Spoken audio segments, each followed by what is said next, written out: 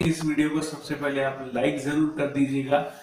और अगर आपने हमारे चैनल को सब्सक्राइब नहीं किया है तो हमारे चैनल को जरूर सब्सक्राइब कर दीजिएगा, क्योंकि हम इसी तरह के इनोवेटिव आइडिया लाते रहते हैं।